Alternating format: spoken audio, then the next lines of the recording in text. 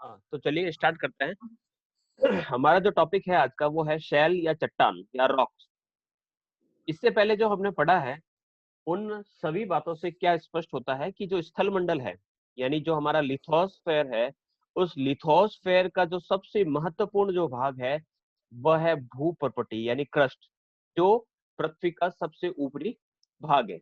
इसकी जब गहराई की बात करते हैं तो हम कहते हैं कि ये लगभग धरातल से 16 किलोमीटर की गहराई तक ये क्रस्ट पाई जाती है और इसी क्रस्ट में हमारी चट्टानें मिलती है। जो रॉक्स है वो इसी भाग में यानी हमारा जो क्रस्ट है उस क्रस्ट में मिलते हैं। यहाँ पर कहा जाता है कि लगभग 95% जो भाग है वो इन्हीं रॉक्स से बना हुआ है, यानी क्रस्ट का 95% जो हिस्सा है वो रॉक्स से बना हुआ है। तो इसी रॉक्स के बारे में हम आज पढ़ने वाले हैं कि रॉक्स क्या होती है या क्या इनकी विशेषताएं अलग अलग प्रकार की पाई जाती हैं। बढ़ते हैं आगे। आज का टॉपिक जो है शेल या रॉक्स। बढ़ते हैं। सबसे पहले इन चीजों को समझने से पहले हम क्रस्ट का केमिकल कंपोजिशन को समझते हैं कि केमिकल कंपोजिशन किस प्रकार से चलता है। तो लिखा हुआ है कि each of the major layers has the distinctive chemical composition with the crust being quite different from the earth as a whole। तो हम अगर पूरी पृथ्वी का अगर कंपोजिशन देखें, यहाँ पर दो प्रकार के कंपोजिशन आपको देखने को मिलते हैं। एक तो है पूरी पृथ्वी का, यानी ये जो है पूरी पृथ्वी का कंपोजिशन है केमिकली।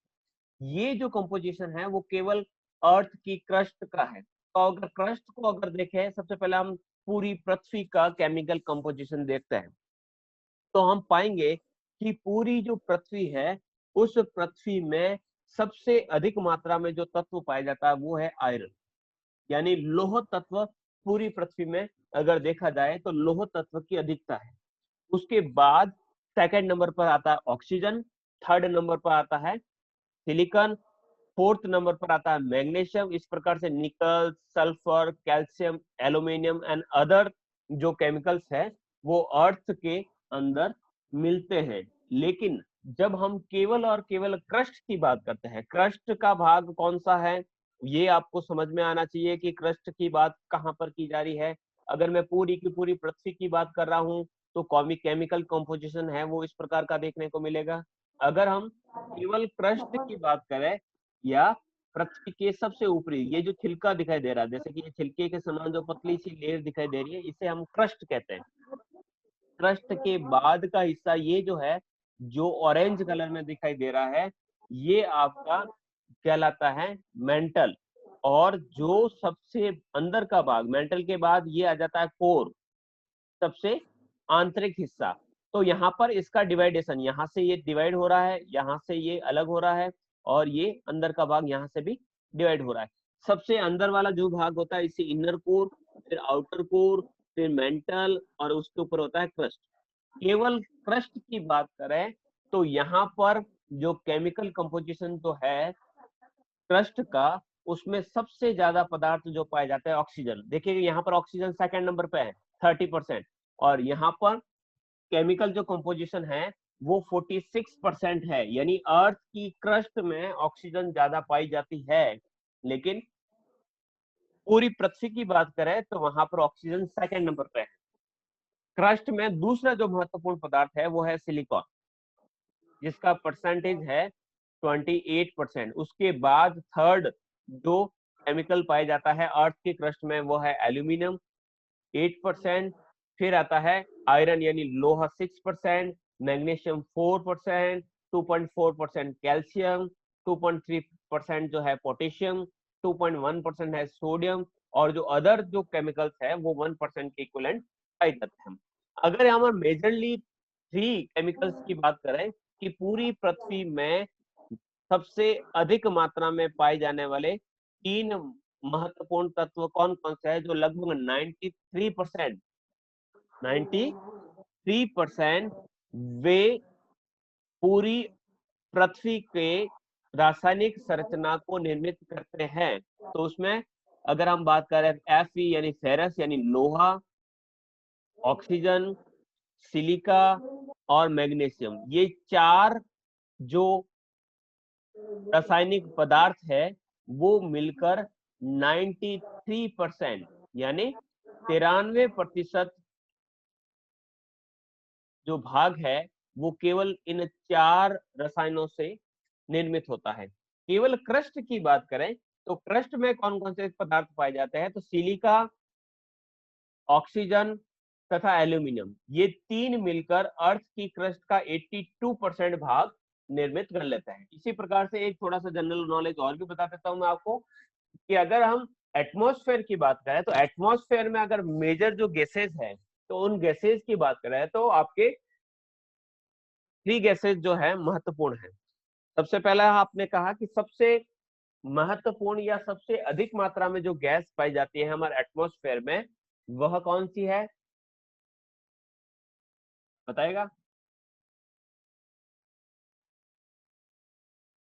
तीनों का लिखिए चैट बॉक्स में तीन या सॉरी चार जो मेजर केमिकल्स है वो 93% को कवर करते हैं और क्रस्ट में ये मेजरली थ्री जो केमिकल्स हैं वो 82% को कवर करते हैं। आगे की स्लाइड में एक इंडेक्स भी देख लेते हैं।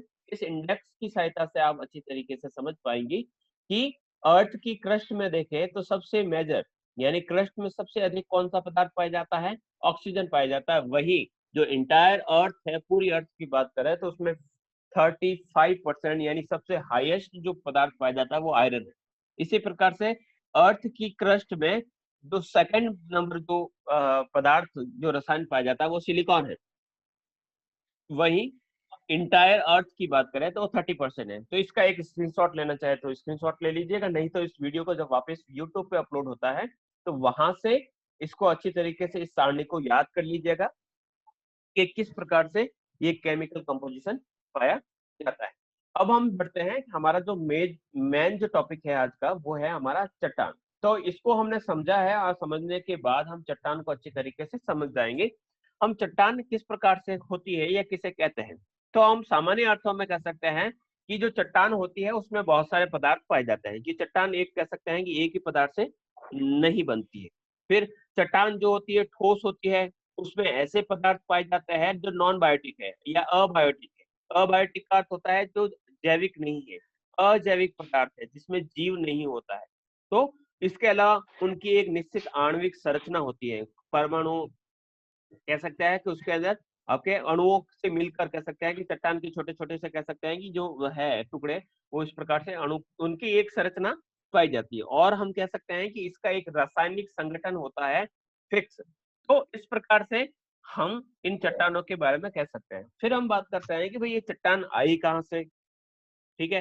तो इसको भी हम समझ लेते हैं कि चट्टान क्या है। तो चट्टान मूलतः कहाँ से आई है, इस टॉपिक को समझने से पहले हम देखते हैं कि पृथ्वी की जो ऊपरी परत है या भूपटल है जिसे क्रस्ट कहा जाता है, उसमें जो मिलने वाले जो पदार्थ होते हैं, चाहे वे ग्रेनाइट के हो, क्रस्ट में मिलने वाले विभिन्न पदार्थ चाहे वे ग्रेनाइट के हो चाहे वे बालू का पत्थर के हो, तो ठीक है। अब प्रश्न आता है कि ग्रेनाइट क्या होता है या बालू का पत्थर क्या होता है। थोड़ा सा उदाहरण, ग्रेनाइट को आप अच्छी तरीके से जानते हैं, प्रमुखतया व्यक्ति अपने कह सकते हैं या फर्श का निर्माण करने के लिए ग्रेनाइट का प्रयोग करते हैं। ग्रेनाइट को जब भी आप देखेंगे तो उसमें छोटे छोटे से आपको क्रिस्टल्स नजर आएंगे, थोड़े रंध्र, या फिर कह सकते हैं उसमें रवे दानेदार दिखाई देता है, देखा आपने?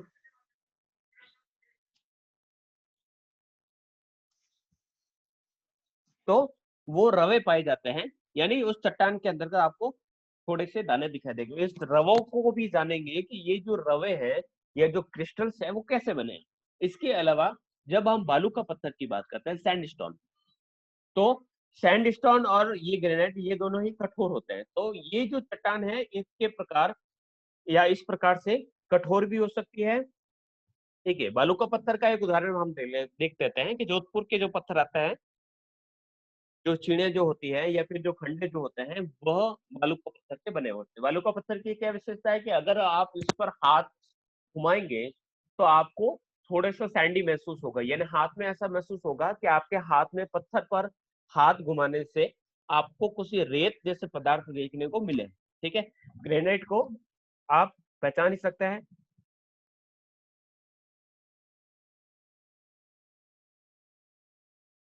बढ़ते हैं आगे। तो ये चट्टान जो होती है, तो चट्टान जो है वो किस प्रकार की हो सकती है, तो क्रस्ट में मिलने वाले पदार्थ चाहे ग्रेनाइट हो चाहे बालू का पत्थर हो, उसके समान वो कठोर भी हो सकती है। चौक या रेत की समान कोमल हो सकता है। चौक जिसे हम कह सकते हैं कि सेल खड़ी कहते हैं, जिसे हम ब्लैक बोर्ड से लिखते हैं तो वो सॉफ्ट होती है, ठीक है। रेत की तरफ रेत भी सॉफ्ट होती है, उसके समान भी हो सकती है। जो लाइमस्टोन होता है या चूने का पत्थर होता है, उसके भांति प्रवेश्य, प्रवेश्य का हो सकता है अर्थ होता है कि इसके अंदर अगर हम पानी को डालें तो उसके अंदर कह सकते हैं कि पानी एब्जॉर्व करेगा। एब्जॉर्व कब करेगा, जब उसमें जगह होगी, तो वो एब्जॉर्व करने की क्षमता भी रख सकता है। या फिर जो स्लेट होती है, तो स्लेट पत्थर जो होता है उसके भांति अप्रवेश्य भी हो सकता है, यानी उसको कितना भी पानी में डाल दो उसमें पानी एब्जॉर्व नहीं करेगा। तो एब्जॉर्व कर सकती है, हार्ड भी हो सकती है, सॉफ्ट भी हो सकती है, चट्टान कैसी भी हो सकती है। तो ऐसे जो पदार्थ होते हैं उन्हें हम चट्टान, शैल या रॉक कहा जाता है। इनकी रचना जो होती है वो विभिन्न प्रकार के खनिजों का सम्मिश्रण है, यानी एक मिक्सचर है। इस मिक्सचर में बहुत सारे पदार्थ मिलते हैं जो मिलकर इस चट्टान की रचना करते हैं। यानी चट्टान में केवल एक ही पदार्थ न मिलकर बहुत सारे अलग अलग प्रकार के पदार्थ मिले हुए मिलते हैं। चट्टान कई बार केवल एक ही खनिज द्वारा निर्मित, कई बार यानी रेयरली होता है, किंतु सामान्यतः ये दो या दो से अधिक खनिजों का योग होता है। यानी एक दो बार या एक दो चट्टान ऐसे मिल सकती हैं जो प्योरली मिल सकती है। बाकी जितनी भी जो चट्टाने हैं वो आपको मिक्स, यानी मिक्स ही मिलेगी। क्लियर हो गया। यानी चट्टान कहने के लिए हम कह सकते हैं कि हम इस प्रकार से उसकी परिभाषा दे सकते हैं, ठीक है। फिर हम बढ़ते हैं आगे कि चट्टान किसे कहते हैं, ये हम अच्छी तरीके से समझ चुके होंगे। फिर आगे बढ़ते हैं कि भूपटल के सभी कठोर एवं मुलायम पदार्थ रॉक्स कहलाते हैं। जैसे हम पत्थर की बात करें या बालू रेत जो होती है या मिट्टी है, ये भी सैल कहलाता है। यानी भूपटल के वे सभी पदार्थ जो खनिज नहीं है, यानी उसमें आपके खनिज वाली यानी खोद कर नहीं निकाला जाता है, ये वो चट्टाने कहलाते हैं। यानी उसके अंदर ऐसा, अब खनिज कहने के लिए किस प्रकार की विशेषता होती है, खनिज या धातु कहने के लिए कुछ विशेषता होती है। खनिज जो होते हैं जिस प्रकार से हम कह सकते हैं कि वो उनके तार खींचे जा सकते हैं, वो फ्लेक्सिबल्स होते हैं। तो ऐसी विशेषताएं जो इस चट्टानों में नहीं पाई जाती है, बाकी सभी विशेषताएं देखने को मिलती है। ये ग्रेनाइट के समान कठोर हो सकता है, हमने पहले भी पढ़ा है। मिट्टी जैसा मुलायम भी हो सकता है। सामान्यतः वनस्पति तथा जैविक पदार्थों को चट्टाने से अलग माना जाता है, ठीक है। फिर भी हम कह सकते हैं कि चट्टानों में ये पदार्थ मिलते हैं, खनिज चट्टानों में ही पाए जाते हैं। फिर खनिजों को भी चट्टान से अलग माना जाता है। यानी अगर हम कहें कि वनस्पति और जैविक पदार्थों को चट्टानों से अलग किया जा सकता है, और चट्टानों में से ही जो विभिन्न जो खनिज पदार्थ होते हैं, जो मिनरल्स होते हैं, वो भी इन चट्टानों में ही मिलते हैं, जिसे चट्टान से अलग किया जाता है। यानी लोहा कहाँ मिलेगा, तो खनिजों के साथ मिलेगा। चांदी कहाँ मिलेगी, तो आपके जो चट्टान है उसी में से मिलेगी, लेकिन हम उसको क्या करेंगे, जो प्रोसेसिंग है उस प्रोसेसिंग के माध्यम से उससे अलग करेंगे। यानी उसको गर्म करके पिघला के कैसे भी कर सकते हैं, हम उसे अलग करेंगे, ठीक है। क्वेश्चन आया है किसी का? हाँ, पूछिए।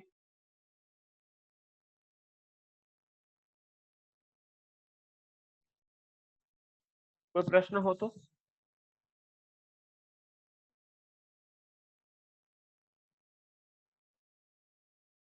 चलिए, किसी का कोई प्रश्न नहीं है